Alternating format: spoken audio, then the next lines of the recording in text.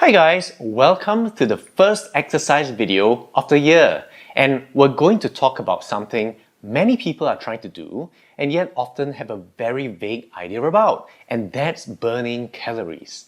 Now, most of us want to lose weight or at least lose some body fat, and for that we aim to burn calories.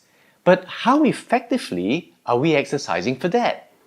I mean, sure, we could follow those simplified guidelines, such as, those ones that say climb a flight of stairs or walk for 15 minutes and then burn X calories. But those are grossly inaccurate, and we're likely to be disappointed if we rely on them too much. Now, fortunately, there is a better way, and in this video, I'm going to show you how.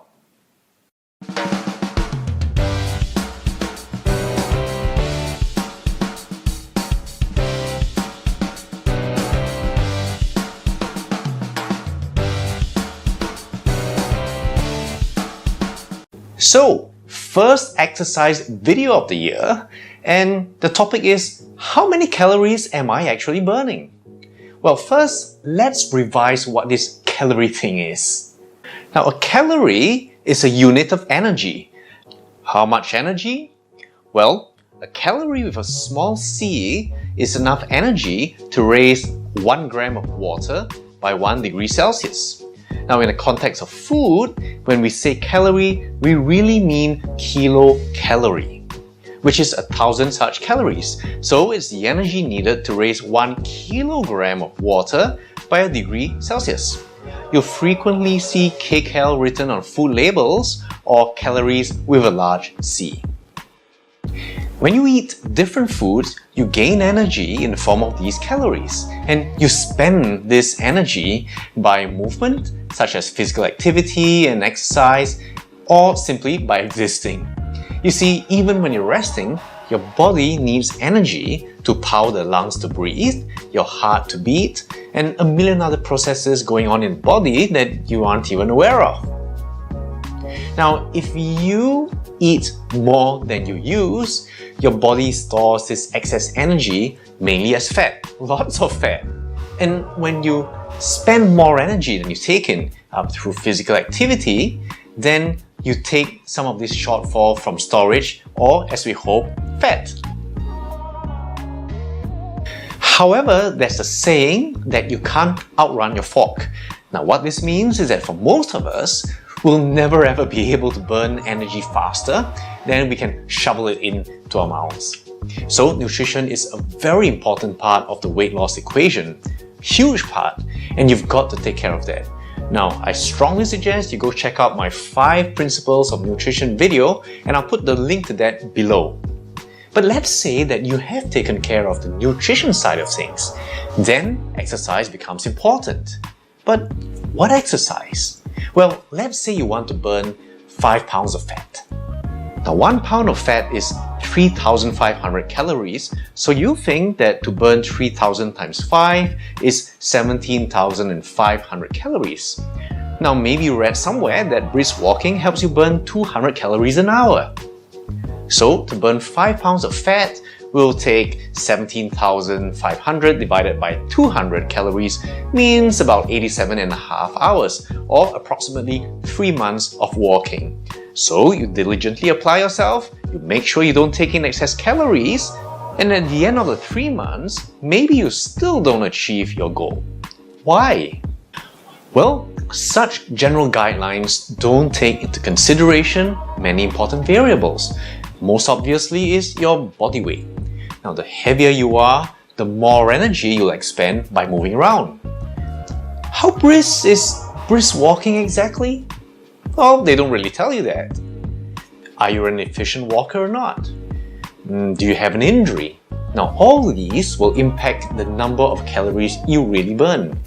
Now, there is a way that you can estimate that more accurately and across a wide variety of calories. And that's what we're talking about next.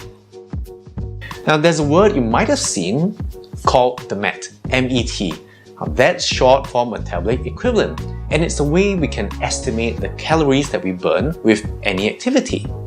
Now, I'm going to give you a bit more detail. It might sound a bit technical at first, but please bear with me. it'll pay off, I promise you. Now, when we exercise more than a few seconds, our bodies use oxygen to help produce energy. Have you noticed that when you run for the bus, or maybe you decide to run around the track, you start to breathe really hard? Well, that's your body trying to get the oxygen it needs to produce that energy. Well, it turns out there is a relationship between the oxygen we consume and the calories burnt. For every liter of oxygen you consume, you use about 5 calories. So, back to the MET. 1 MET is the oxygen you use while resting. Think of it as the energy cost of rest. Now, 1 MET is 3.5 mils of oxygen per kilo of your body weight per minute. Now notice this per kilo and this per minute. Now that means that the MET factors in how much you weigh and how long you do the activity for. Different activities have different METs. If you do an activity rated 3 METs, it uses 3 times as much oxygen than rest. Or put another way, it burns about 3 times more calories. So, the original question, how many calories am I actually burning? Well, first find the MET value of the activity you're doing. Then multiply that by 0.018 by your weight in kilos by the minutes you're doing it. So if you're sitting down for 1 minute and you're 75 kilos, well, sitting has a MET value of 1. So you'll be burning 1 times 0.018 times 75 times 1, which gives you 1.35 calories. So where do you find the MET values for other activities? Well, there's a very useful resource called the Physical Activity Compendium. It's freely available on the internet. It includes MET values for almost everything you can think of, from the most popular types of exercise to things like housework and playing the piano.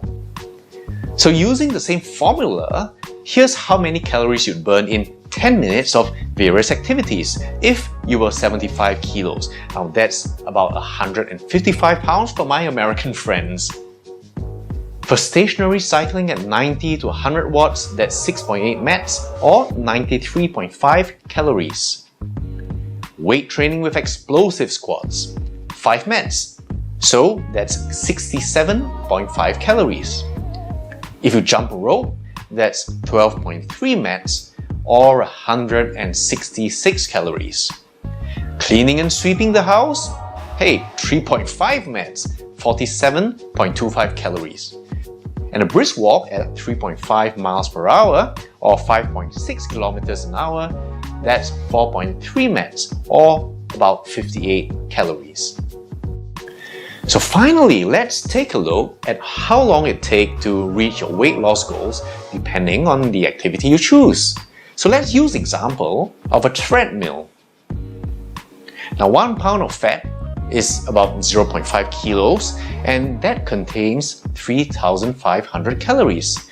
So again, if you are 75 kilos and using the treadmill at 3.5 miles per hour for 30 minutes, that's 175 calories. So 3,500 divided by 175 will give you 20 sessions to lose a pound of fat. You see why nutrition is important here? If you stop eating extras you'll have to burn off, you'll lose weight faster. If you rely on just exercise, you'll have to exercise so much you wouldn't have time for anything else.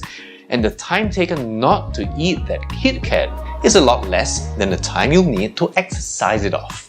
By the way, that common advice to try to stand when you can sit whenever you have the opportunity, does it really make a difference? Well, let's see. If we compare sitting versus standing for an hour, here's what we have for a 75 kilo person. So if we plug in the values into the formula I gave you earlier, for sitting, you'd be burning 121.5 calories for an hour. And if you're standing for the same period of time, that's 186.3 kilocalories. That's 53% more calories, so quite a difference. So one last thing to note is that there are some variables that using this method won't account for. For example, how efficiently are you moving when you're doing that activity? The longer you do it for, the more efficient you become and the fewer calories you might burn. Your sex is not taken into account, neither is your environmental situation and your age. But all things considered, using this method gives you a lot of valuable information, especially considering some of the vague recommendations that you usually get, for example, to stand when you can sit, or to climb a flight of stairs, or to try to move more by doing housework. Using this method will give you a very good estimate of the calories used. And I think it's also a fun method to estimate the amount of work you'd have to do to burn off various indulgences. For example, Chinese New Year is coming.